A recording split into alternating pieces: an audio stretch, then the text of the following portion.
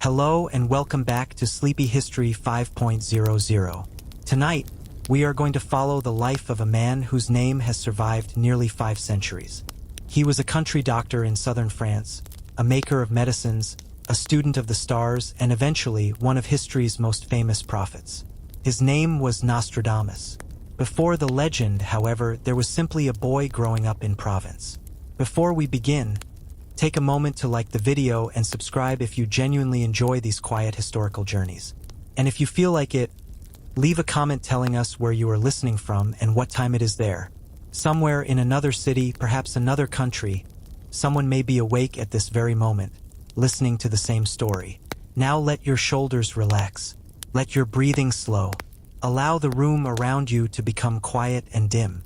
We are going back more than 5 centuries to southern France, to the childhood of Michel de Nostradame. He was born in 1503 in Saint-Rémy-de-Provence. The exact date is uncertain, with different records giving different days in December. Nobody around him could have imagined that this ordinary child would one day become famous across the world. Michel was one of many children in a respectable middle-class family. His father, Jean de Nostradame, worked as a grain dealer and notary. The family was educated and comfortable, but they were not nobles. There was also something unusual in their recent history. Michel's ancestors had been Jewish. His grandfather had converted to Christianity during a period when Jewish families in parts of Europe faced enormous pressure to abandon their faith. The family adopted the Catholic identity and the surname Nostradame. For the little boy, however, this was simply his family. He grew up among olive trees, vineyards, wheat fields, stone houses, and the remains of ancient Roman civilization. Roman ruins stood nearby, silent reminders of a world that had disappeared more than 1,000 years earlier. Young Michel could not possibly know it yet, but another vanished world was going to become part of his own future. And that future would begin with books, stars, medicine, and a terrible disease that had already haunted Europe for generations. The plague was waiting for him. Michel grew up in a province that was beautiful but uncertain. Europe in the early 16th century was changing rapidly. The Renaissance was bringing renewed interest in ancient Greek and Roman learning. New books were spreading quickly because of the printing press, which had been invented only a few decades earlier. Ideas could now cross Europe faster than ever, but old fears remained. Religion shaped almost every part of life, and the Catholic Church held enormous authority. Astrology was widely respected among educated people, while disease was poorly understood. Michel received a good education for a boy of his social position. He learned Latin, and he may also have studied Greek and Hebrew. Mathematics and astronomy were part of the intellectual world around him. At the time, astronomy and astrology were closely connected. To study the movements of the planets was also, for many educated people, to study their supposed influence on human affairs. Later stories claimed that Michel had been taught about plants and stars by an older relative. It is a charming story, but the historical evidence is weak. The relative may already have died when Michel was only an infant. What matters is that Michel's family valued learning. When he was around 14, they sent him to Avignon. Avignon was an extraordinary city. For much of the previous century, the popes had lived there instead of Rome. The enormous papal palace still dominated the city, its stone walls reminding visitors of the power once concentrated there. By the time Michel arrived, the popes had returned to Rome, but Avignon remained an important center of education. Michel entered the University of Avignon. There he encountered the traditional education of the period: grammar, rhetoric, logic, mathematics, geometry, music, and astronomy. He was especially fascinated by the heavens. According to later accounts, his interest in astrology was already obvious, and people supposedly gave him a nickname meaning something like Little Astrologer. But his university education would not last. Something much more dangerous was moving through France. The plague had returned, and when disease arrived, the university closed its doors. Michel's formal education was suddenly interrupted. He was still a teenager. The classroom was behind him. The road was waiting. The plague was not a single disaster that happened once and disappeared. Europe had suffered the Black Death in the 14th century, but outbreaks continued returning for generations. Nobody knew about bacteria or fleas. Nobody understood how the disease actually spread. People blamed poisoned air, divine punishment, planetary movements, sin, foreigners, and almost anything else they could imagine. When plague appeared, people fled if they could. Michel did something different. Instead of simply returning home and waiting for the universities to reopen, he began traveling. For several years, he moved through towns and villages, learning from experience rather than lecture halls. He studied plants and medicines. He met apothecaries, the practical craftsmen who prepared remedies by grinding herbs, roots, spices, and other ingredients. This education was very different from university medicine. The physicians trained in universities relied heavily on ancient authorities, especially the Greek physician Galen. But the apothecaries worked directly with medicines and sick people. Michel learned both worlds. He saw which remedies seemed useful and which appeared useless. He learned how medicines were prepared and how ordinary people actually dealt with illness. He was still young, but the years of wandering were transforming him. The plague itself was becoming his greatest teacher. Everywhere he went, he saw fear.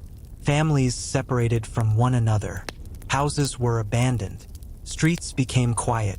The dead were carried away in increasing numbers. The young man who had once studied the stars was learning something far more immediate. Human beings could be completely helpless against forces they did not understand. Around the end of the 1520s, Michel decided to make medicine his profession. He traveled to Montpellier, home of one of Europe's most respected medical schools. There he hoped to turn his practical experience into an official medical education. But his earlier work as an apothecary would cause problems. The university considered apothecary work a manual trade, beneath the status expected of a physician. Michel had already spent years doing exactly that. His unconventional background was about to collide with academic tradition, and the university was not impressed.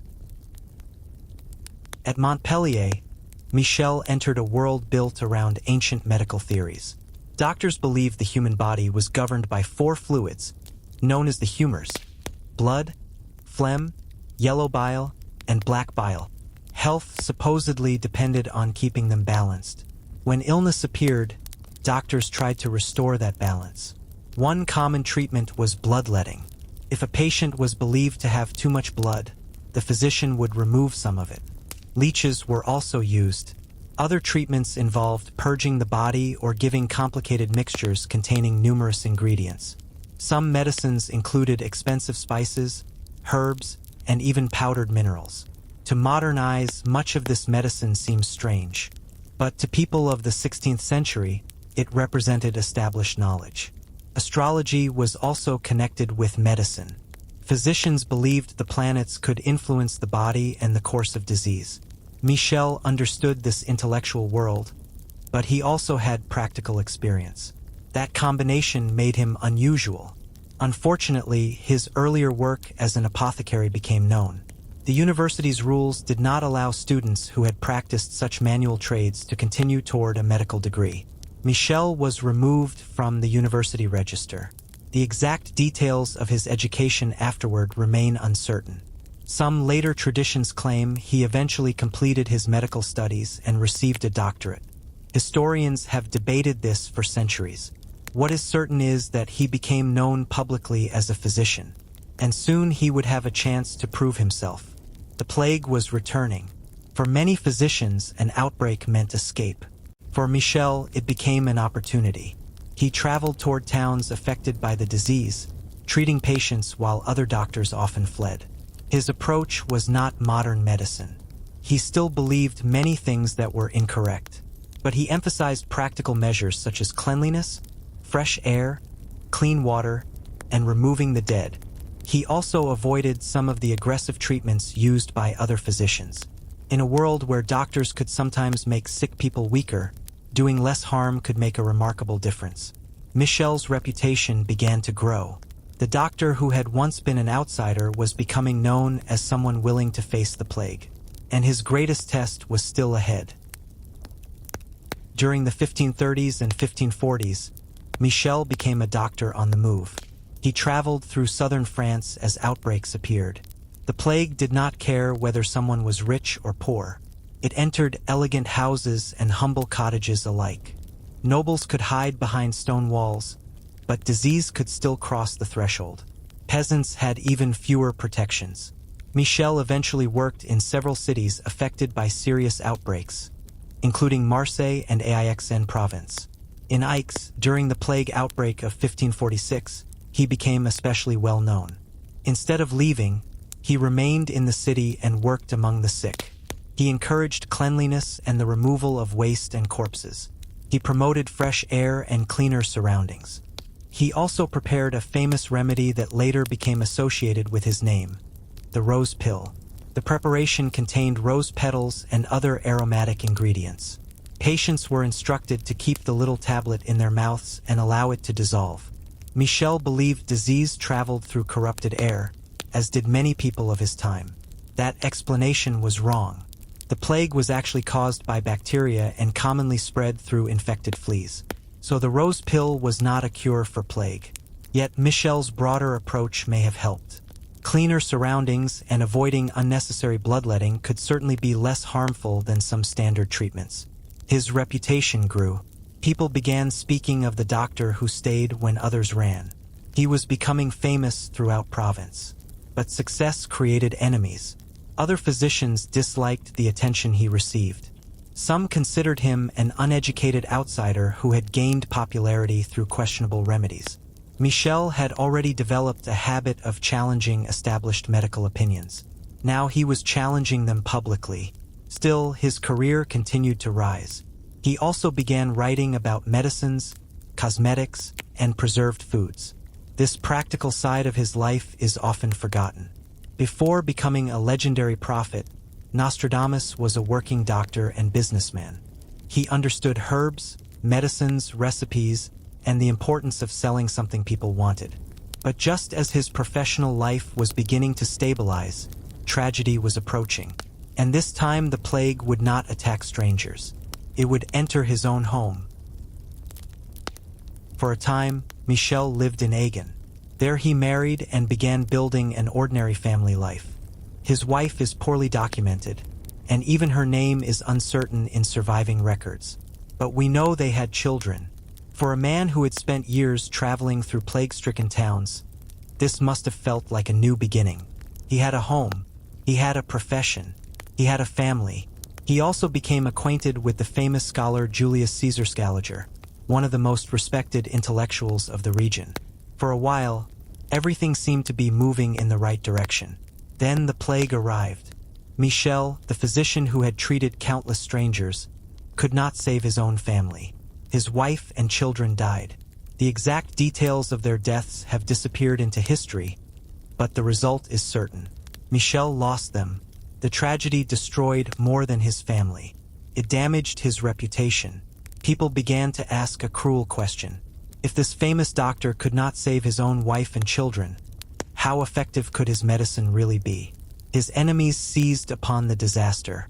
His wife's family also became involved in a dispute over her dowry, and his friendship with Scaliger eventually collapsed into hostility. Michel was isolated. Then came an even greater danger. Around 1538, he was accused of making an insulting remark about a religious statue.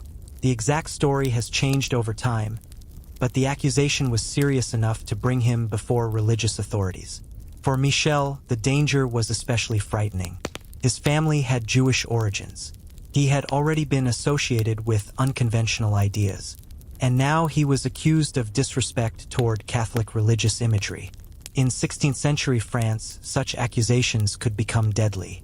Michel did not wait to discover how far the investigation would go. He left. For years he wandered again, traveling through parts of France and Italy. He was no longer simply searching for education. He was escaping. Maybe the future could not be controlled, but perhaps he began to wonder it could be seen coming. By the middle of the 1540s, Michel returned to Provence. The plague was once again spreading through the region. His medical experience made him valuable, and despite the disasters of his earlier life, his reputation slowly began to recover. He treated the sick. He wrote about remedies. He rebuilt his professional standing. But he was no longer the same man who had once lived in Agen with his first family. Loss had changed him. He had watched people die despite medicine. He had experienced the collapse of his own household. He had faced suspicion from religious authorities. He had learned that life could change without warning. In 1547, Michel settled in Salonde province. The town was small and quiet, far from the political dangers he had encountered elsewhere. For a man who had spent years wandering, it offered something precious: stillness. That same year, he married Anne Ponsard. She was a widow with property, and the marriage gave Michel a new foundation. Together, they eventually had 6 children. For the first time in years, he had a stable home. The house where he lived still survives in Salon and is associated with his memory. Michel continued practicing medicine. He also became involved in practical business ventures. One example was a canal project intended to bring water into the dry countryside around Salon. He invested money in it with his wife. This is a fascinating contrast with the image later created around him. The legendary Nostradamus is remembered as a mysterious prophet studying the fate of kings. The real Michel was also a practical man investing in local infrastructure. He understood ordinary business. He knew how to prepare products, sell books, treat patients, and manage money. And now, in Salon, he finally had time. Time to read, time to calculate, time to study astrology, time to write. Around 1550, he began publishing annual almanacs. These were extremely popular in 16th century Europe. People wanted calendars, weather expectations, agricultural advice, astronomical information, and predictions about the coming year. Michel discovered that people were willing to pay for predictions. His almanacs found an audience, and with each new publication, his name became more recognizable. Michel de Nostradame was slowly becoming Nostradamus. The doctor was becoming a prophet. The annual almanacs changed Michel's life. Every year, readers wanted to know what was coming. Would there be war? Would the harvest fail? Would disease return? Would rulers survive? Astrology offered answers, or at least the appearance of answers. Michel was perfectly positioned to provide them. He understood astrology from his education. He had spent years reading history. He had seen war and plague firsthand. Most importantly, he understood fear. People who are afraid of the future will listen carefully to anyone who claims to understand it. His almanacs became successful. Then Michel began thinking on a much larger scale.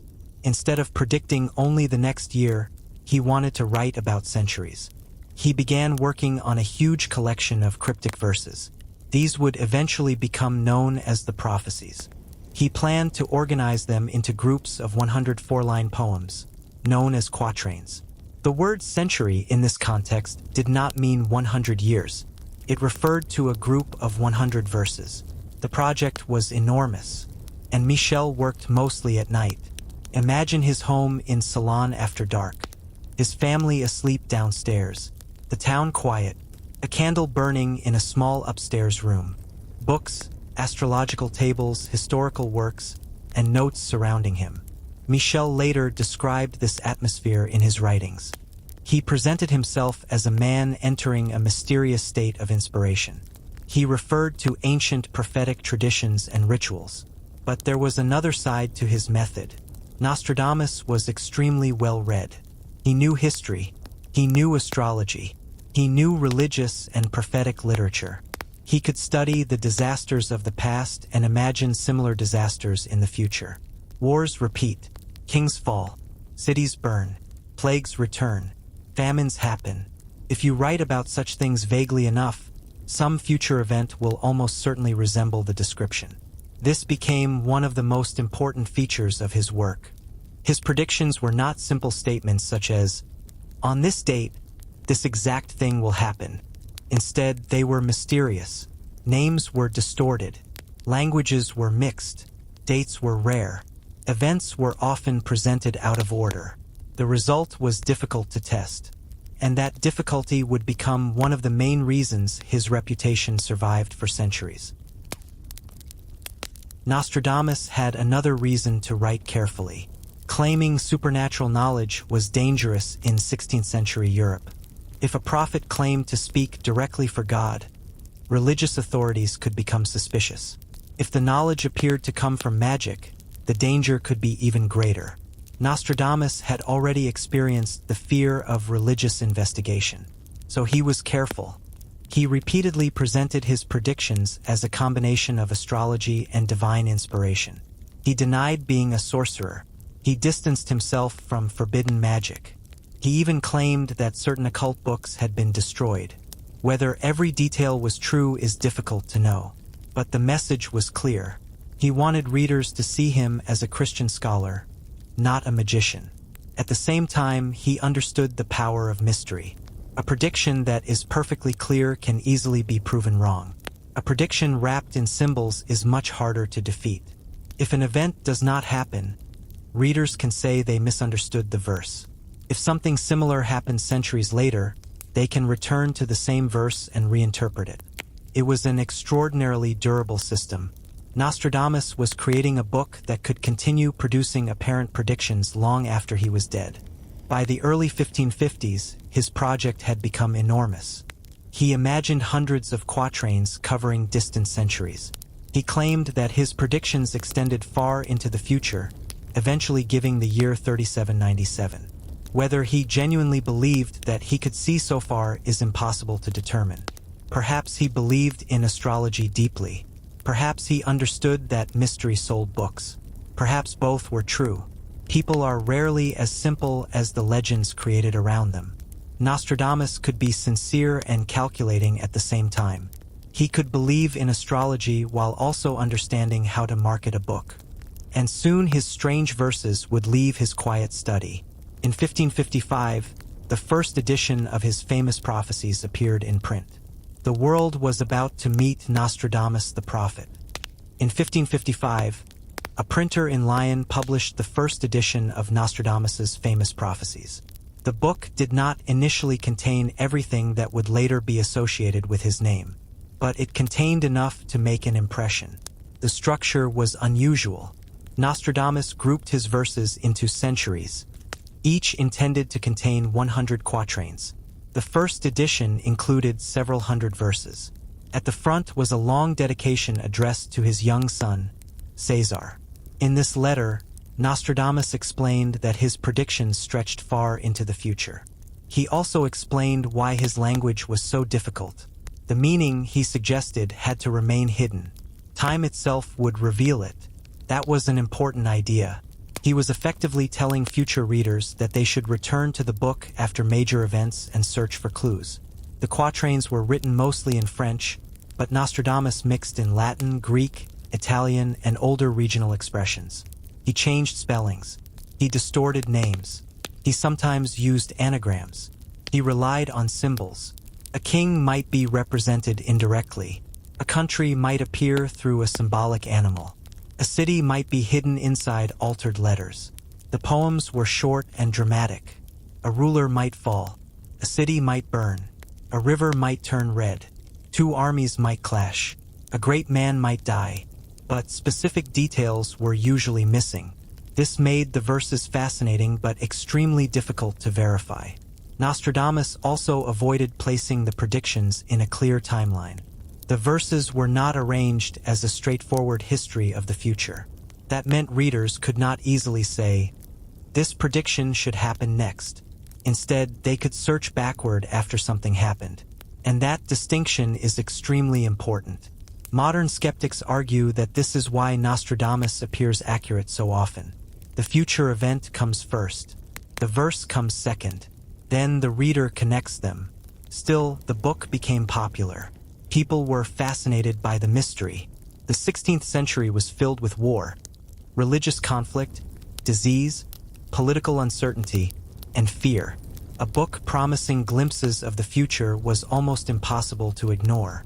And soon, the book reached someone very important. A queen was reading Nostradamus. Her name was Catherine de' Medici. Catherine de' Medici was one of the most powerful women in 16th century Europe. Born into the famous Medici family of Florence, she had married King Henry II of France. She was intelligent, politically ambitious, and deeply interested in astrology. The French royal court was already full of astrologers and advisors. Catherine wanted to know what the future held for her husband and, especially, for her children.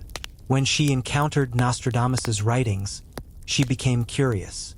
The predictions seemed to contain warnings about powerful people. She wanted to meet the author. In 1555, Nostradamus was summoned to Paris. For a man who had once fled religious authorities, this was both an honor and a danger. He was traveling to the center of French power. The journey from Ceylon to Paris was long and uncomfortable. Nostradamus was already past 50 and suffering from gout. His joints could become painfully swollen, making travel difficult. Yet he went. At court, he found himself surrounded by nobles, soldiers, priests, politicians, and people who were constantly watching one another. The French royal court was beautiful. It was also dangerous. A careless statement could damage a person's reputation. A wrong prediction could become a political problem. Nostradamus knew this. He was cautious. Catherine, however, treated him favorably. She wanted astrological information about her children. Nostradamus provided horoscopes and predictions. He avoided making statements that were too precise. This was one of his greatest strengths. He could satisfy the queen's desire for knowledge without giving her a clear prediction that might later destroy him. The relationship worked. Catherine came to respect him. His reputation grew. He was no longer simply a provincial writer. He had become a man connected to the French royal family. That connection gave him protection. It also made his fame much greater. People now knew that the queen herself took Nostradamus seriously. But the royal court was full of danger. France was moving toward religious civil war. Catholics and Protestants were becoming increasingly hostile toward one another. The kingdom was unstable. And in this anxious atmosphere, people became even more interested in predictions. Nostradamus had arrived at exactly the right moment. But his greatest fame was still waiting. It would come through a terrible accident involving the king himself. King Henry II of France loved jousting. The sport was dangerous even by the standards of the 16th century. Armored riders charged toward one another on horseback, carrying long wooden lances. The goal was to strike the opponent and knock him from his horse. For nobles, jousting was entertainment. For kings, it was also a demonstration of courage. Henry was an experienced rider. In 1559, France was celebrating a peace agreement with its rivals.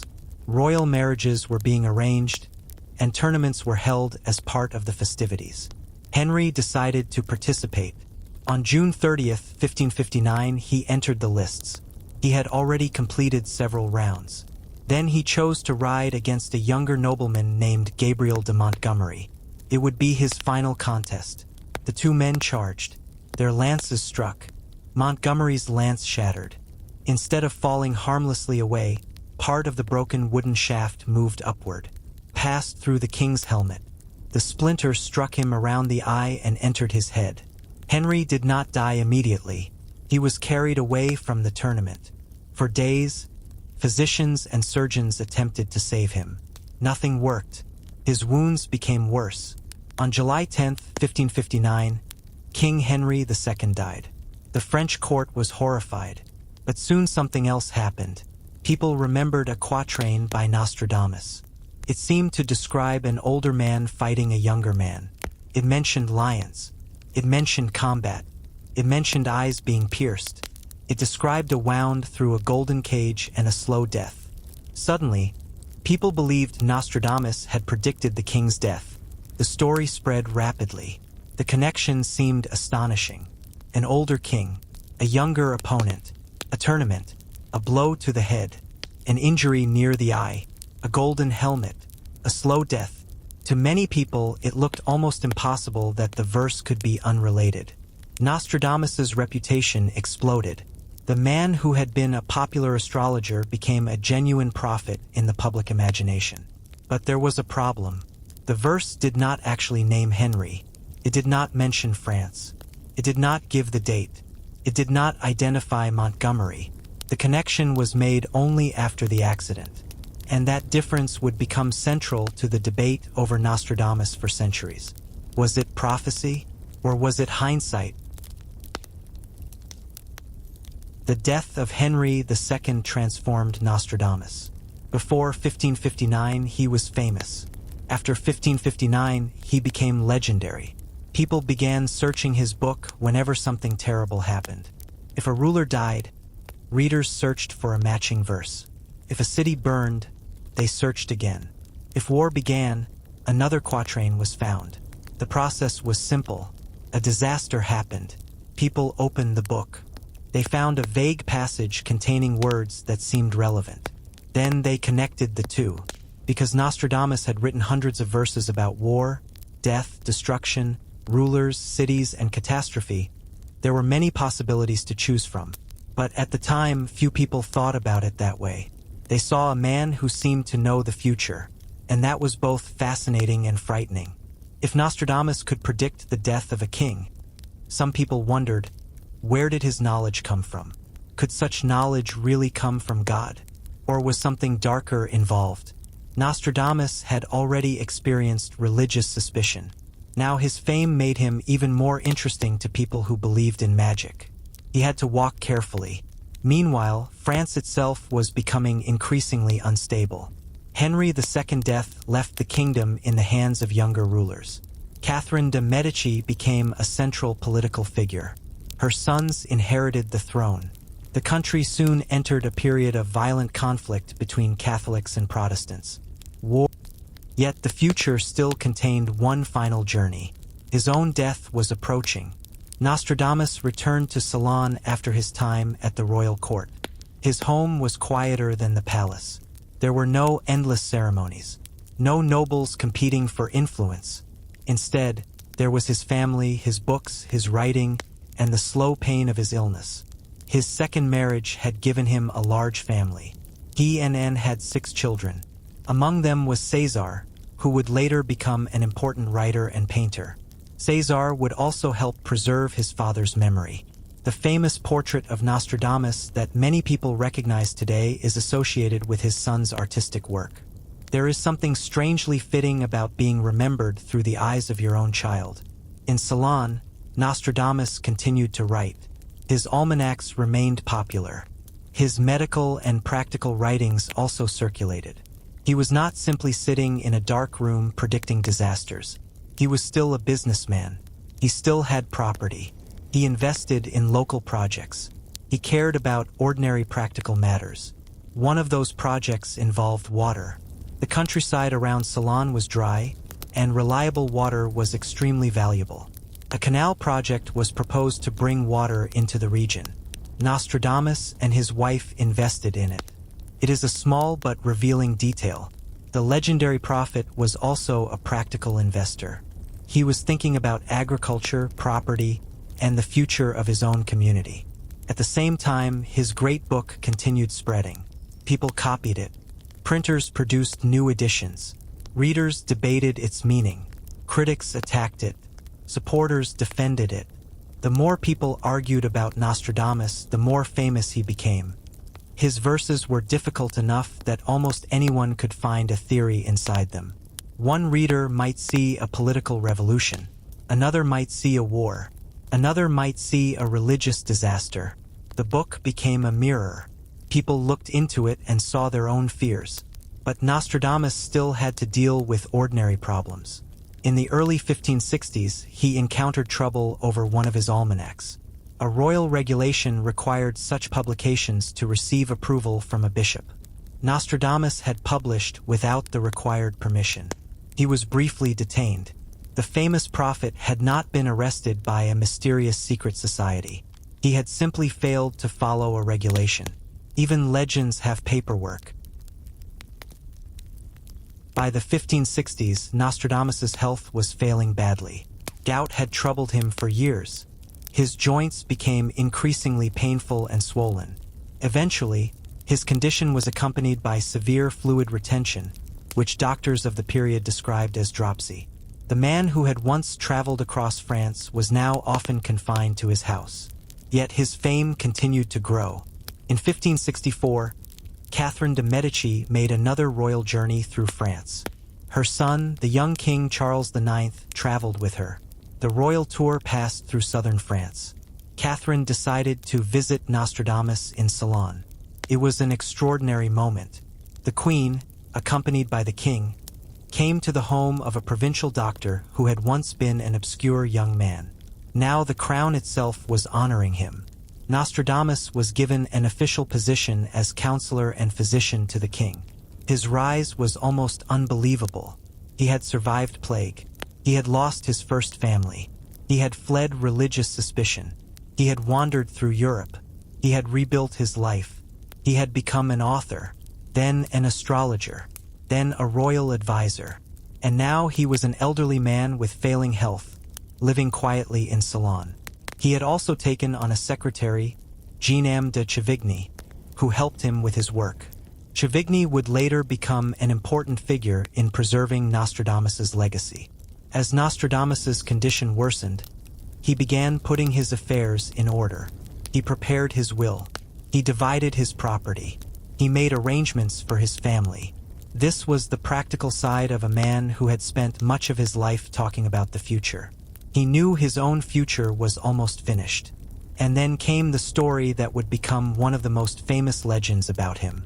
According to later accounts, Nostradamus told his secretary that he would not see him alive again after a certain night. The next morning he was found dead. If the story is accurate, it was his final prediction. The prophet had apparently predicted his... On July 2nd, 1566, Michel de Nostradame died in Ceylon de Provence. He was 62 years old. For a man of the 16th century, he had lived a remarkable life. He had been a student, a wandering apothecary, a physician, a husband, a father, a writer, an astrologer, and finally, a prophet whose name would become almost impossible to separate from the idea of predicting the future. He was buried in Ceylon. His grave was associated with a Franciscan chapel. At first, his story seemed finished. But Nostradamus had a strange habit of surviving his own death. More than 2 centuries later, France entered the French Revolution. Churches and symbols of the old order were attacked. Tombs were opened. Nostradamus's remains were disturbed. A colorful legend grew around the event. According to the story, one of the men who disturbed his grave drank from his skull. Not long afterward, the man was supposedly killed. People interpreted the incident as a final act of supernatural revenge. There is no good reason to believe the dramatic details, but it sounds exactly like the kind of story that would grow around Nostradamus. His remains were eventually reburied in another church in Ceylon. His body had been moved. His reputation had not. The real thing he left behind was his writing. His prophecies continued circulating. New generations returned to the verses whenever the world became frightening. A war would begin and someone would search Nostradamus. A ruler would fall and someone would search again. A city would burn. A revolution would begin. A disease would spread. Every time people looked backward through his words. And every time they found something. This is what makes Nostradamus so fascinating. His greatest achievement may not have been predicting the future. To understand Nostradamus, it helps to forget the modern image for a moment. Forget the crystal ball. Forget the mysterious wizard. Forget the idea of a man sitting in complete darkness and watching exact scenes from the future. The historical Nostradamus was much more complicated. He was a Renaissance man. He lived in a period when astrology was considered legitimate knowledge. He read ancient texts. He studied planetary movements. He knew medicine. He knew history. He understood religion. And he understood people. His predictions were created from all of these influences. One of his greatest sources was history itself. History repeats certain patterns. Empires rise. Kings fight. Cities suffer. Religious conflicts begin. Plagues return. People betray one another. Political leaders die. If someone writes about these things in broad language, future events will naturally resemble the descriptions. This does not require supernatural ability. It requires knowledge of human history. Nostradamus also borrowed ideas from older prophetic traditions. Ancient Greek and Roman writers had already described oracles. Biblical literature contained visions of wars and disasters. Medieval Europe was filled with saints, prophets, apocalyptic writers, and collections of supposed predictions. Nostradamus knew this literature. He did not invent the entire tradition. He inherited it. Then he transformed it into something new. His verses were short. They were dramatic. They were difficult. And most importantly, they were flexible. The flexibility made them almost impossible to disprove. If a reader misunderstood a verse, the problem could be blamed on the reader. If an event happened centuries later, the verse could be reinterpreted. This is one reason his work remained alive. A precise prediction has a short life. A vague prediction can live forever. And Nostradamus created hundreds of them. Perhaps he knew exactly what he was doing. Perhaps he partly believed his own method. Perhaps he was simply a man of his time who sincerely believed astrology could reveal patterns in history. We cannot know his private thoughts, but we can see the result. A book designed to speak about the future became a book that future generations could never stop talking about. There is another important detail about Nostradamus. He rarely made predictions in a way that could be tested before an event happened. This is easy to miss. Imagine someone saying, "On July 10th, 1559, King Henry II will die in a jousting accident after a broken lance pierces his eye." That would be a clear prediction. If it came true, everyone would be amazed. If it failed, everyone would know it failed. Nostradamus usually did not write like that. Instead, he might describe a powerful figure, a battle, a wound, a city, a fire, or a mysterious death. The reader has to decide what it means. This creates an important difference between prediction and interpretation. The event happens first. Then the search begins. This is exactly what happened with the death of Henry II. The famous quatrain appeared to match the accident. But only after the accident happened did people strongly connect it to the king. That does not mean every person who believed Nostradamus was dishonest.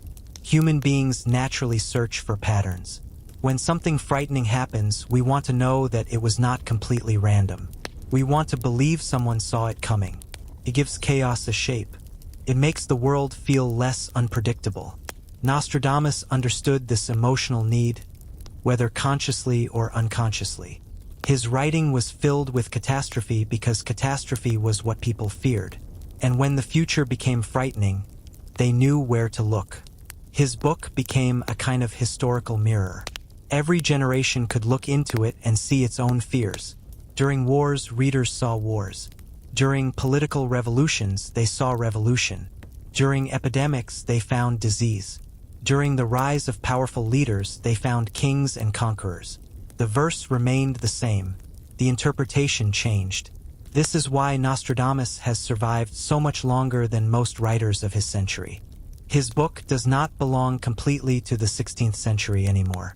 Every generation has rewritten it in its own imagination. And that may be his greatest achievement. Not seeing the future, but creating a book that never stops being useful to people who are afraid of it. It was the reader's imagination. By the time Nostradamus became famous, the political world around him was becoming increasingly unstable. France was moving toward religious conflict between Catholics and Protestants. The royal family struggled to maintain control. Nobles competed for influence. Ordinary people suffered from violence and uncertainty. For Nostradamus, this was familiar territory. He had spent his career watching catastrophe. The plague had taught him that society could collapse quickly. His own family had been destroyed by disease. His earlier life had shown him how quickly reputation could disappear. Now he was watching an entire kingdom become unstable. His prophecies reflected this atmosphere. They were filled with darkness, but they were also filled with familiar patterns. He knew that rulers were temporary. He knew that wars returned. He knew that people could become cruel when afraid. Perhaps his predictions were partly an attempt to understand the world around him. This makes his story more interesting than the simple question of whether he was a genuine prophet. He may have been trying to impose order on chaos. His life had taught him that he could not control the future. He could not stop the plague. He could not save his first family. He could not prevent political conflict. But he could write, and through writing he could give frightening events a pattern. The verses became a way of organizing uncertainty. At night, in his study, he could take history, astrology, religion, and imagination and turn them into 4 lines. Then another 4 lines. Then another. Eventually hundreds. The work became enormous. And as the years passed, Nostradamus's name became attached to the idea of hidden knowledge. He was no longer just Michel. He was Nostradamus, a name that sounded ancient. It was the reader's imagination. By the time Nostradamus became famous, the political world around him was becoming increasingly unstable. France was moving toward religious conflict between Catholics and Protestants. The royal family struggled to maintain control. Nobles competed for influence. Ordinary people suffered from violence and uncertainty. For Nostradamus, this was familiar territory. He had spent his career watching catastrophe. The plague had taught him that society could collapse quickly. His own family had been destroyed by disease. His earlier life had shown him how quickly reputation could disappear. Now he was watching an entire kingdom become unstable. His prophecies reflected this atmosphere. They were filled with darkness, but they were also filled with familiar patterns. He knew that rulers were temporary. He knew that wars returned. He knew that people could become cruel when afraid. Perhaps his predictions were partly an attempt to understand the world around him. This makes his story more interesting than the simple question of whether he was a genuine prophet. He may have been trying to impose order on chaos. His life had taught him that he could not control the future. He could not stop the plague. He could not save his first family. He could not prevent political conflict. But he could write. And through writing, he could give frightening events a pattern. The verses became a way of organizing uncertainty. At night, in his study, he could take history, astrology, religion, and imagination and turn them into 4 lines. Then another 4 lines. Then another. Eventually hundreds. The work became enormous. And as the years passed, Nostradamus's name became attached to the idea of hidden knowledge. He was no longer just Michel. He was Nostradamus, a name that sounded ancient. A simple prophet would have been impossible to understand, but a complicated man leaves room for endless questions. One of the most interesting parts of Nostradamus's career was his relationship with Catherine de' Medici. Catherine did not simply see him as entertainment. She lived in a dangerous political world and genuinely believed astrology could offer useful information. She wanted to understand the future of her children. That made Nostradamus valuable. But it also placed him in a difficult position. Royal predictions were dangerous. If he predicted that a prince would die, the prediction could cause panic. If he predicted greatness and the prince later failed, he could look foolish. So Nostradamus had to be careful. He learned to speak in ways that sounded meaningful without becoming too precise. This was a skill. Court information was power. A person who could make people believe he knew something they did not know could become influential. Nostradamus understood that. He also understood the danger of being too influential. The French court was full of rivals. Catherine herself had enemies. Some nobles disliked her because she was Italian. Others disliked her political influence. Her interest in astrology was mocked by critics, and anyone associated with her could become a target. Nostradamus therefore remained cautious. He returned to Ceylon after his royal visits. His real home remained his study. There, away from the palace, he could write. His fame gave him money and status, but it also attracted criticism. Some scholars called him a charlatan. Others mocked his strange language. Religious critics worried about prophecy. Ordinary people sometimes feared him. If someone could supposedly see the future, perhaps he knew things no ordinary person should know. This mixture of admiration and suspicion followed him for the rest of his life. He was famous enough to be protected, but famous enough to be dangerous, and the death of Henry II made everything even more intense. After the king's terrible accident, people no longer saw Nostradamus simply as an astrologer. They saw him as the man who had known. Whether he truly had or not almost stopped mattering. The story had become bigger than the evidence. And once a story becomes bigger than the person who created it, it becomes very difficult to control. The death of Henry II became the central story in the legend of Nostradamus. It was dramatic. It involved a king, a tournament, a broken lance, a terrible wound, and a mysterious verse that seemed to describe it. Stories like this are powerful because they contain everything people love in a prophecy. There is danger. There is mystery. There is a moment when the future appears to have been revealed. But when historians examine the story carefully, the picture becomes less certain. The famous quatrain does not identify Henry II. It does not mention the tournament. It does not name Gabriel de Montgomery. It does not provide a clear date. The interpretation came later. That does not make the coincidence meaningless. It simply means we should understand what kind of evidence it is. A vague description can match many events. Precise description can match very few. Nostradamus mostly gave readers vague descriptions. This was one of the reasons his work survived. Imagine trying to predict the next 500 years. You would have to describe thousands of events without knowing the names, places, languages, or technologies of the future. If you tried to be precise, you would almost certainly fail. But if you wrote about war, disease, fire, rulers, and disasters, you would have a much better chance of being interpreted as correct. This is not supernatural. It is probability combined with human imagination.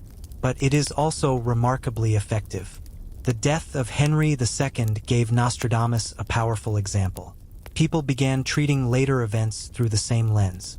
They did not ask, was this prediction clearly stated before the event? They asked, can we find a verse that resembles what just happened? Those are two very different questions. The first tests prediction. The second tests interpretation. Nostradamus became famous because people kept asking the second question. And for almost 5 centuries, they have continued asking it. After Henry II's death, France entered an even more troubled period. The king's sons inherited the throne, but they were young and politically vulnerable. Catherine de' Medici became one of the central figures in French politics. Religious conflict between Catholics and Protestants grew worse. France moved toward a series of wars that would bring massacres, assassinations, and enormous suffering. For people living through these events, the dark writings of Nostradamus seemed almost perfectly suited to the times. Every new tragedy encouraged another search through his book. A battle? There must be a verse. A murdered noble? Perhaps Nostradamus had written about it. A religious massacre? Another verse appeared to fit. The pattern continued. But while France was becoming more violent, Nostradamus was becoming increasingly ill. His body was aging. His gout was painful. His ability to travel was disappearing. The contrast was striking. Outside, kingdoms were fighting. Inside, an aging man sat in a quiet house surrounded by books. He had spent decades thinking about the future. Now the future was becoming very short for him. His wife Anne remained beside him. His children were growing older. His son Caesar was becoming a writer and painter. Nostradamus's household was becoming part of his legacy. Yet he knew that his own story was nearing its final chapter. He prepared his will carefully. He made arrangements for his property. He considered his family's future. This was not the behavior of a man who believed himself immortal. It was the behavior of a man who understood that his body was failing. The legend would later transform these ordinary preparations into something more mysterious. But perhaps there is something beautiful in the simpler explanation. Nostradamus knew he was dying. He had spent his entire career studying death. Now he was facing his own. The prophet could not escape the same future as everyone else. He could only meet it with whatever dignity he had left. And according to later accounts, he did exactly that. His final days were quiet. His body weakened. His work was largely complete. The books existed. His family was established. His reputation was secure. In the summer of 1566, Nostradamus's health became critical. He was suffering from severe illness and was largely confined to his home. He had already written his will. His property was divided among his family. His affairs were organized. There was little left to settle. Then came the famous story of his final prediction. According to later accounts, Nostradamus told his secretary that he would not survive the coming night. The next morning he was found dead. He had apparently predicted his own death. It is a wonderfully dramatic ending, almost too dramatic. A modern historian would naturally ask whether the story was later polished. A man in severe illness could easily recognize that death was close. He may have simply estimated correctly. That is not supernatural. It is human observation. Still, the story became part of the legend. The prophet who had supposedly seen the future had also known the moment of his own death. Nostradamus died on July 2nd, 1566. He was 62. He was buried in Salanda province. His life had ended. His reputation had not. In the centuries that followed, people continued reading his prophecies. Some claimed he had predicted major wars. Others connected him to political revolutions. Others searched for references to famous leaders. The list never stopped growing. The strange thing is that Nostradamus did not need to write new predictions. He was dead. His readers did the work for him. Whenever history produced a dramatic event, they returned to the book. And because the book contained so many verses, there was usually something that could be interpreted as relevant. This is the secret of his longevity. He created a text that could change meaning without changing words. A 16th century reader might see one thing. A 19th century reader could see another. A 20th century reader could discover something completely different. The same 4 lines could be made to describe different centuries. In that sense, Nostradamus's prophecies became less like a calendar and more like a mirror. The future did not have to follow the book. The reader simply had to find the book inside the future. More than 2 centuries after Nostradamus died, his grave was disturbed during the French Revolution. France was tearing down many symbols of the old religious and royal order. Churches were attacked. Tombs were opened. The remains of important people were sometimes scattered. Nostradamus did not escape this violence. His bones were removed from their original resting place. Then another story appeared. According to legend, one of the men who desecrated his grave drank wine from Nostradamus's skull. Not long afterward, the man was killed. People later treated the event as supernatural revenge. But there is no reliable evidence that the dramatic story happened exactly as told. It is probably another example of how stories around Nostradamus became larger over time. His remains were eventually collected and reburied in another church in Ceylon. The body had been disturbed. The legend had only grown stronger. This is something that happened repeatedly throughout his posthumous history. Every strange coincidence became another piece of the mythology. The longer Nostradamus was dead, the more mysterious he became. The real man disappeared. The symbol remained. Eventually, Nostradamus stopped meaning simply Michel de Nostradame. It became shorthand for prophecy itself. Whenever people wanted to discuss someone who claimed to know the future, his name came up. The reason is simple. His story contains nearly every ingredient of a great historical legend. A difficult childhood, an unusual family background, ancient ruins, the Renaissance, medicine, plague, personal tragedy, religious danger, royal courts, a mysterious book, a dead king, and a supposed final prediction. The real story is more complicated than the legend. But the legend survives because it is emotionally satisfying. It gives history a pattern. It turns coincidence into destiny. It makes uncertainty feel less frightening. Perhaps that is why people still read Nostradamus.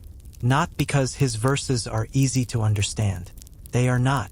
But because uncertainty is difficult to live with.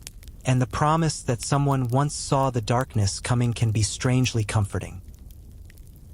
The popularity of Nostradamus tells us something important about human beings. We dislike uncertainty. We want to know what comes next. This desire is ancient. Kings wanted to know whether they would win wars. Farmers wanted to know whether the harvest would succeed.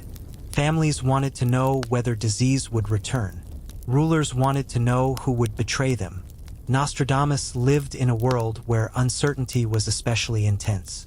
Life expectancy was short. Medicine was limited. Disease could spread quickly. Political violence was common. Religious conflict could destroy entire communities. There was no modern news system. There was no scientific understanding of disease. There were no reliable long-term forecasts. The future was genuinely frightening. Astrology provided a framework. It gave people the feeling that the universe had a pattern. The stars moved according to cycles. Perhaps human events followed cycles too. Nostradamus believed this, or at least he wrote as though he did. He studied planetary positions. He studied history. He studied older prophetic traditions. Then he combined them. His work was not created from nothing. It was built from the knowledge of his time. That is why calling him simply a fraud misses something. He was certainly capable of marketing himself. He knew how to publish books. He knew how to attract powerful patrons. He knew that mystery created attention. But he also lived in an age when astrology was not considered ridiculous. Many educated people believed in it. So Nostradamus could sincerely believe that the stars contained information about human affairs while also understanding how to make his writing attractive. People can believe something and still know how to sell it. Those two things are not opposites. The result was extraordinary. A doctor from southern France became one of the most famous names in the history of prophecy. He did not need modern technology. He did not need a television audience. He needed only a printing press, a fearful population, and a book full of mysterious possibilities. The printing press gave him something earlier prophets had never possessed: scale. His words could travel. The printing press may have been one of the most important reasons Nostradamus became immortal. Before printing, books were expensive and slow to reproduce. A manuscript could take months or years to copy. Popular idea might remain local. Printing changed that. A successful book could be reproduced many times. Nostradamus understood this new world. His almanacs were perfect for mass readership. They were practical, inexpensive, and filled with predictions. People bought them year after year. Then came the larger prophecies. The book was more mysterious. It was also more durable. An almanac expired when the year ended. Prophecy could remain interesting forever. This was brilliant. A prediction for 1555 could become irrelevant in 1556. But a verse about a future king could remain interesting for hundreds of years. That gave Nostradamus something rare: permanent audience. Every generation could ask a new question. What did he say about us? The answer was always waiting somewhere inside the book. This is why later generations repeatedly rediscovered Nostradamus. He never really disappeared.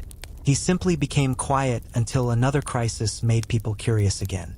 Then his name returned. His writing was searched. His verses were translated. His mysterious phrases were given new meanings. The cycle repeated. The 20th century brought new examples: the rise of dictators, world wars, revolutions, nuclear weapons, space exploration. Each era produced people who claimed Nostradamus had predicted it. The same thing continued into the modern world. Every major disaster seemed to produce another round of Nostradamus theories. But there is an important problem. Most of these supposed predictions are discovered after the event. That makes them extremely difficult to distinguish from coincidence. A genuine prediction must be specific enough to be wrong. Nostradamus's verses are usually not specific enough. They are flexible. They can be translated differently. Names can be interpreted as anagrams. Dates can be moved. Symbols can be redefined. This means almost any major event can potentially be connected to something. And once the connection is made, people remember the match. The rest disappears. That is how legends grow. Not necessarily through deliberate lies, sometimes simply through repetition. There is another reason Nostradamus feels convincing. His verses sound old and mysterious. The language is unusual. The names are strange. The imagery is dramatic. A reader can feel that something important is hidden inside. That emotional reaction is powerful. If the same message were written plainly, it might not feel prophetic at all. Imagine a simple statement: "There will be wars and rulers will die." It sounds obvious, but turn it into a strange four-line poem filled with lions, fire, rivers, stars, and unnamed cities, and suddenly it feels mysterious. The reader begins searching for meaning. That search creates involvement. The reader becomes part of the prophecy. This may be one of Nostradamus's greatest literary achievements. He understood atmosphere. He understood fear. He understood suspense. And he knew that people enjoy solving mysteries. His verses do not give answers easily. They create questions. Who is the king? What city is this? What does the lion represent? Which year? Which war? Which country? Every question creates another interpretation. An interpretation creates another reader. This is why Nostradamus was not simply a historical curiosity. He became a cultural figure. His name appears in books, documentaries, television programs, newspapers, and internet discussions. People who know almost nothing about Renaissance history have still heard his name.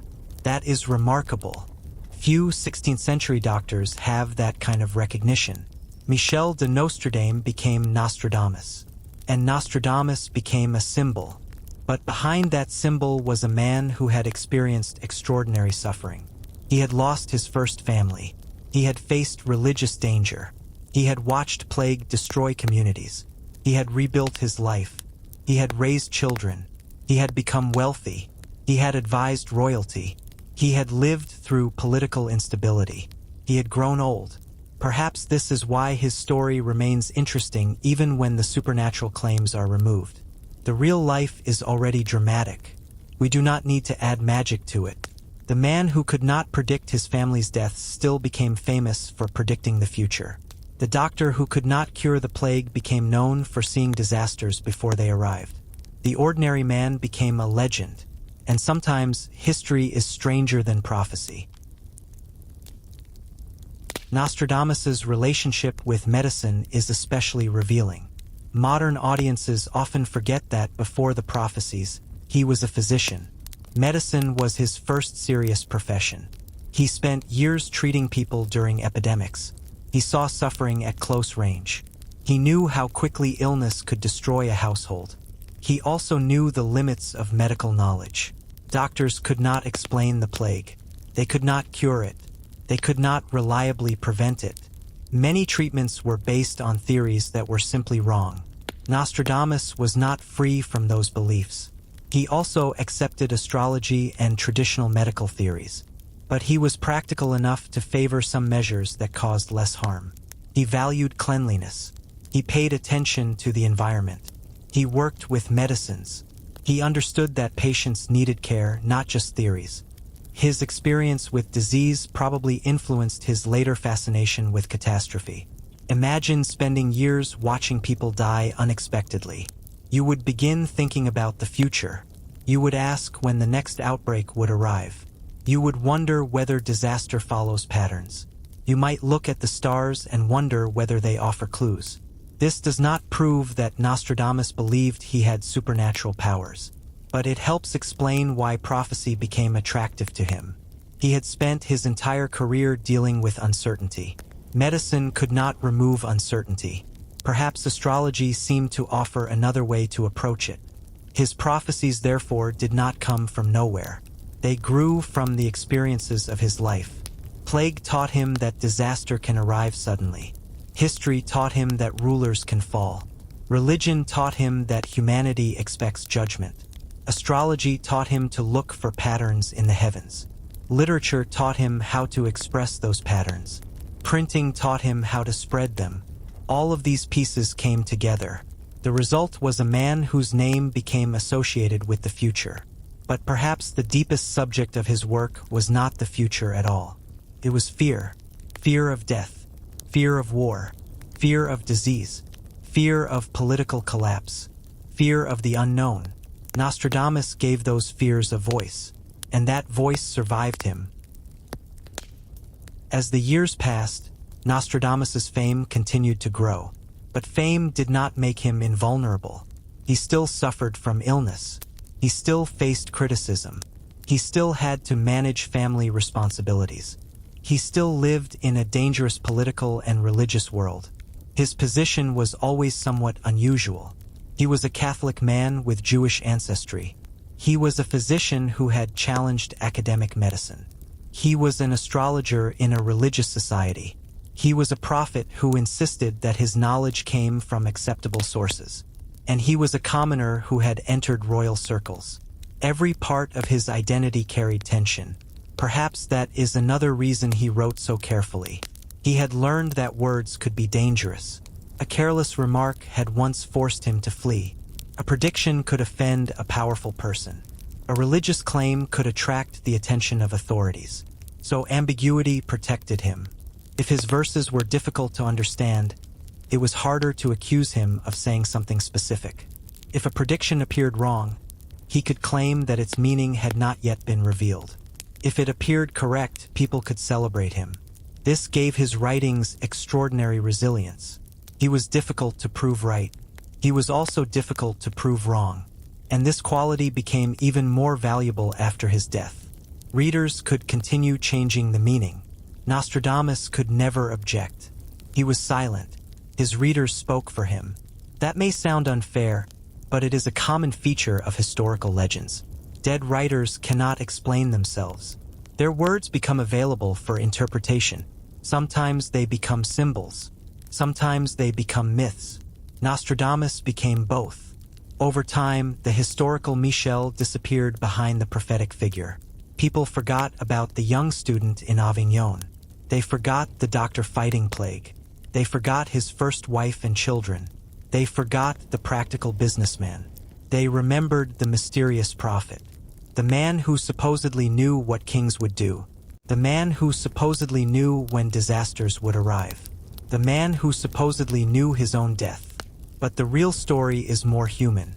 He was a man who experienced enormous uncertainty and tried to make sense of it.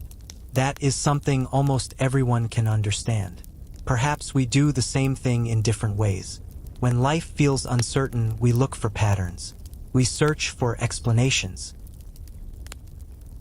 We want to believe that someone knows what comes next. Nostradamus simply turned that desire into a career.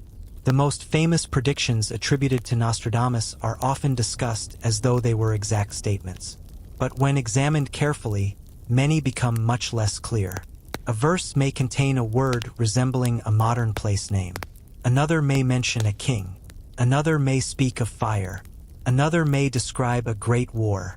After a major event, these fragments can suddenly look specific. Before the event, they were not. This is a crucial difference. Suppose a person throws hundreds of darts at a wall. Some will land near the center. If you ignore the misses and photograph only the successful ones, the person appears extremely accurate. Nostradamus's prophecies work somewhat like this. Hundreds of verses were available. Readers searched for matches. The apparent successes were remembered. The failures were forgotten. This does not require conspiracy. It is simply how human attention works. We notice surprising coincidences. We ignore ordinary non-events. And Nostradamus provided an enormous number of opportunities for coincidence. His predictions covered centuries. That is an incredibly long period. Across 500 years, countless wars, deaths, fires, epidemics, political changes, and natural disasters have occurred. If a text contains hundreds of vague references to catastrophe, matches are almost guaranteed. This is why the legend can feel stronger than the evidence. There really are strange coincidences. Some verses can appear remarkably appropriate. But coincidence is not the same thing as proof. A true prediction would need to be specific and verifiable before the event. That standard is difficult to meet with Nostradamus. And yet, none of this makes his cultural importance disappear. In fact, it makes it more interesting. He may not have discovered the future, but he discovered something about people. He understood that uncertainty creates demand. He understood that mystery attracts attention. He understood that fear sells.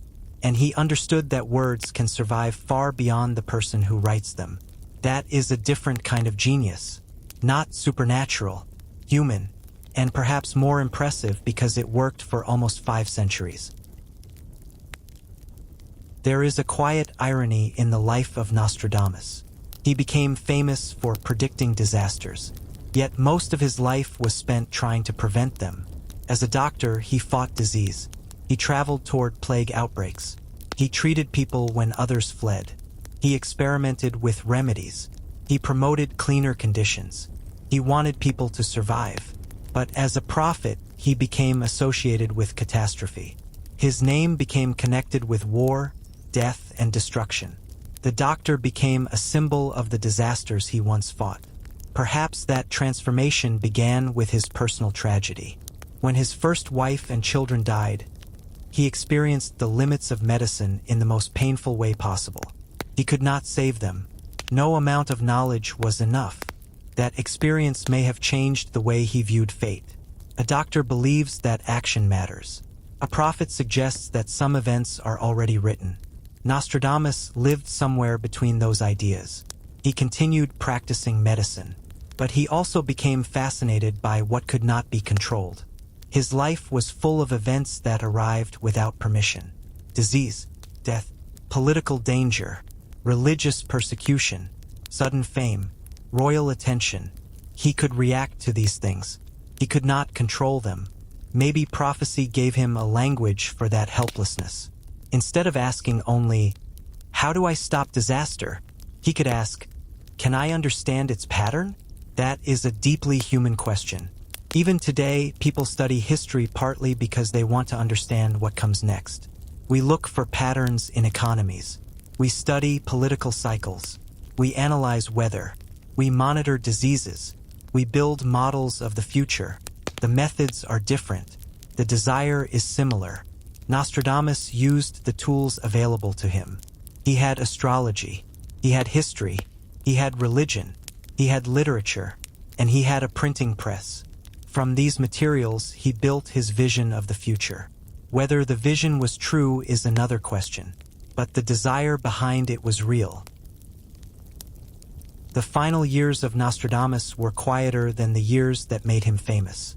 There were no more great journeys, no dramatic escapes, no long battles against plague. His world became smaller. His home, his family, his books, his study, his body was failing. The gout that had followed him for years made movement painful. His illness gradually restricted him, yet his mind remained occupied. His books were still being printed. His reputation continued growing. Visitors and correspondents still wanted his attention. He had become a symbol even while he was alive. People no longer saw only Michel the physician. They saw Nostradamus the prophet. That transformation must have been strange. Imagine being known for something that is larger than your actual life. People approach you with expectations. They want predictions. They want certainty. They want to know whether their king will survive, whether their country will prosper, whether war is coming, whether they themselves will live. But no human being can answer those questions with certainty. Nostradamus certainly could not. And yet the demand continued. His success was partly based on refusing to give simple answers. He gave mysteries instead. A mystery can survive disappointment. A clear prediction cannot. His final years, therefore, contained an interesting contradiction. He was one of Europe's most famous men, and yet he was increasingly confined to a quiet home. The world outside continued changing. France was entering religious wars. Political violence was increasing. The future was becoming more uncertain. People needed prophets more than ever. But Nostradamus was approaching the end. In 1566, he prepared his will. He made sure his family would receive his property. He settled his affairs. He understood that his time was nearly finished. The man who had written about centuries of future history was about to become part of history himself. Soon, the candle in his study would go out, but his words would remain. When Nostradamus died in July 1566, he left behind something unusual. He did not leave an empire. He did not leave a military victory. He did not leave a great scientific discovery. He left words, hundreds of strange verses. They were enough. For generation after generation, readers returned to them. The process became especially powerful during times of crisis. When society felt safe, Nostradamus could fade into the background. When society became frightened, he returned. This pattern repeated again and again. A war would begin. His name would appear. A ruler would die. Someone would find a verse. A new disease would spread. People would search again. It is almost as though his book was designed for frightened people. And perhaps, in a sense, it was. Nostradamus himself had lived through frightening times. He knew what fear felt like. He knew what people wanted when they were afraid. They wanted explanations. They wanted warnings. They wanted someone to say that the chaos had a pattern. His prophecies offered that possibility. The strange thing is that the book could provide comfort and fear at the same time. If Nostradamus had predicted a disaster, people could feel that the event was not random. It had been written somewhere. Someone had seen it. That could be terrifying, but it could also be strangely comforting. Randomness is frightening. A planned future can feel easier to understand. This may explain why prophecy remains popular even in modern societies.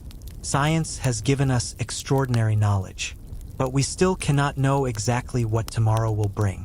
We still worry about war, disease, money, politics, death. The future remains uncertain.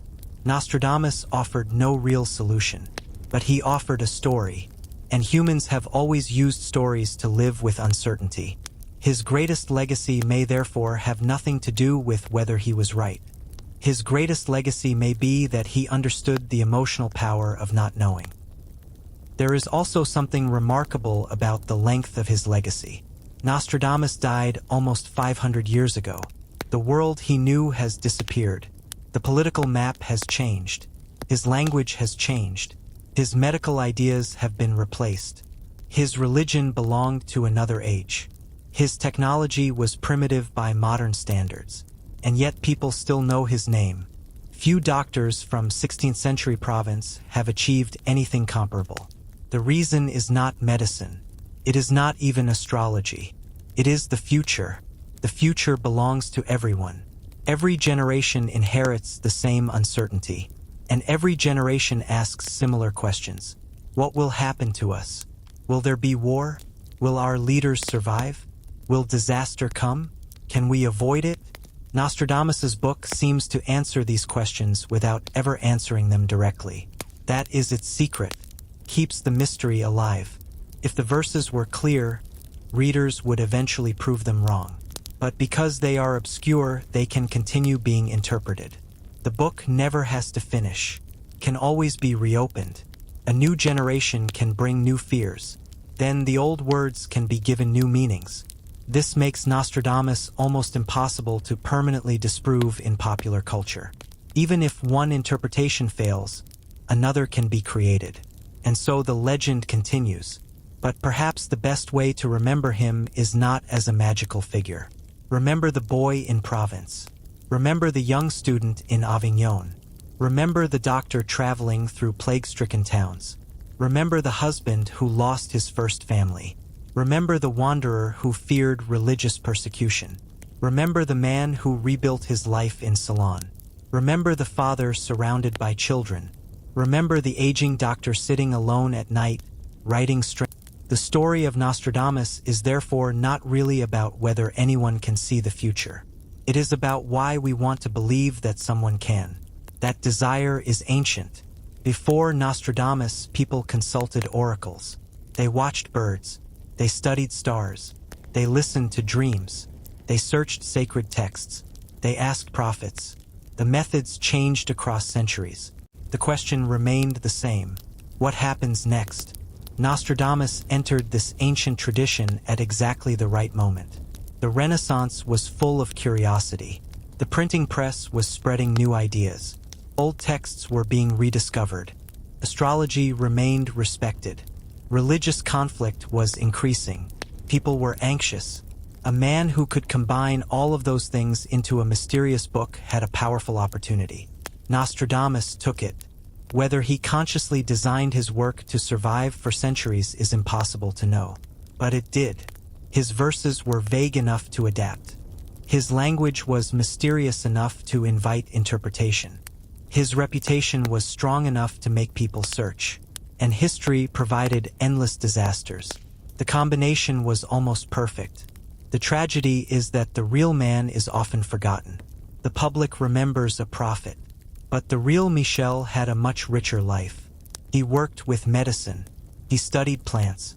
He wrote practical books. He raised children. He invested in local projects. He dealt with illness. He worried about money. He interacted with powerful people. He made enemies. He lost people he loved. He grew old. These details make him feel less like a supernatural figure and more like someone we could recognize. And perhaps that is the most comforting part of the story. He did not know everything. He did not control the future. He could not prevent death. He was simply a man trying to understand a world that often made very little sense. That is something we still do. We study. We predict. We plan. We worry. We hope. And sometimes, when the future feels frightening, we search for signs. If Nostradamus had never written his prophecies, history would still have remembered him as an interesting Renaissance physician. He lived through plague outbreaks. He served important communities. He became connected to the French royal court. He wrote medical and practical works. His life would have been worth studying. But the prophecies changed everything. They turned a physician into a legend. They gave him a second life. After his death, he became more famous than he had ever been while alive. This is a strange kind of immortality. The real man died. The character called Nostradamus continued. Every century added something. Every crisis created another interpretation. Every new book about prophecy repeated the old stories. The king and the lance. The royal court. The mysterious visions. The prediction of his own death. The stories became familiar. And familiarity creates authority. When people hear the same story repeatedly, it begins to feel true. That does not make it historically accurate. It simply shows the power of repetition. The legend became stronger than the evidence. But there is another reason his story survived. He wrote about the things people fear most: death, war, disease, political collapse, disaster. These subjects never become outdated. The world changes. Fear does not. That is why a 16th century prophecy can still attract attention today. The words are old. The emotions are not. When we read about a city burning in some distant future, we may imagine our own city. When we read about a ruler falling, we may think about our own leaders. When we read about disease, we remember our own vulnerability. The prophecy becomes personal. And once it becomes personal, it becomes memorable. Perhaps this is the true power of Nostradamus. Not that he knew what would happen, but that he knew what people were afraid might happen. He understood the human imagination, and that knowledge proved far more durable than any astrological calculation. So, could Nostradamus really see the future? There is no reliable evidence that he could. There is no demonstrated example of a specific future event being accurately predicted in advance in a way that rules out coincidence or reinterpretation. His most famous apparent predictions become much less mysterious when examined carefully. The death of Henry II is a striking example. The verse can be connected to the accident, but the connection was made after the event. It does not name the king or the date. Other famous predictions follow similar patterns. A vague verse is matched to a later event. The match is repeated. The failed interpretations are forgotten. The successful-looking one becomes famous. Over time, the story becomes stronger. This does not mean every believer was foolish. People in the 16th century had very different ideas about knowledge. Astrology was respected. Prophecy was part of culture. The universe was often imagined as a connected system in which earthly events reflected heavenly movements. Nostradamus was not living in our world. He was living in his own. To understand him, we have to step into that world for a moment. Imagine a night sky untouched by electric light. The stars are bright. The planets move slowly. A person looks upward and sees patterns. There are no airplanes, no satellites, no city glow. The heavens seem enormous and mysterious. It is easy to understand why people believed the stars might contain messages. Nostradamus lived beneath that sky. He studied it. He believed it mattered. He wrote about it. But perhaps the most important thing he did was transform those beliefs into literature. His prophecies became a cultural artifact. They survived because they were interesting, not because they were proven. And maybe that is enough. History does not always preserve people because they were correct. Sometimes it preserves them because they were fascinating. Nostradamus certainly was. Now, as our journey through the life of Nostradamus comes quietly toward its end, it is worth returning to where we began. A small town in Provence. A stone house. A child born in 1503. Nobody knew his name would become famous. Nobody knew he would write a book read for centuries. Nobody knew that one day people would search his words whenever the future seemed frightening. He began as an ordinary boy. He became a student, then a wandering young man, then a doctor. The plague shaped his career. Personal tragedy shaped his mind. Religious danger forced him onto the road. Marriage gave him a second family. Salon gave him a home. The printing press gave him an audience. Astrology gave him a language for the future. And his prophecies gave him immortality. Not literal immortality. His body failed.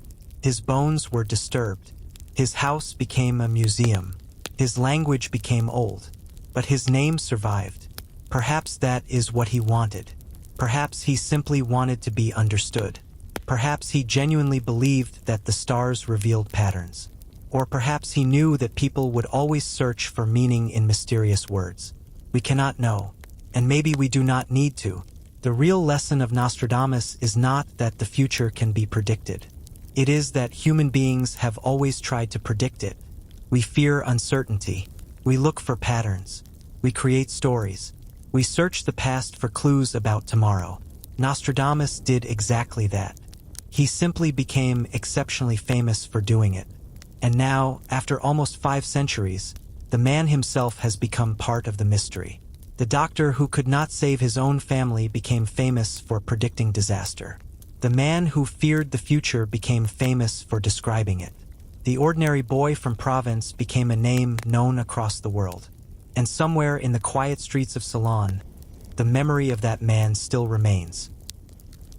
So, who was Nostradamus? He was not simply the mysterious prophet people imagine. He was Michel de Nostradame, a child from Provence, a student who became fascinated by the stars, a doctor who faced the plague, a husband who suffered terrible loss, a father who raised another family, a writer, an astrologer, a businessman, a royal advisor, and finally a legend. He lived in a dangerous century and tried to understand it using the knowledge available to him. He could not cure every disease. He could not control politics. He could not prevent death. And he could not truly see the future. But he understood something that remains true. People desperately want to know what comes next. For nearly 500 years, readers have opened his book during uncertain times and searched for themselves inside those strange little verses. Maybe they found a warning. Maybe they found a coincidence. Maybe they found nothing at all. But they kept looking. And that is why Nostradamus remains alive in our imagination.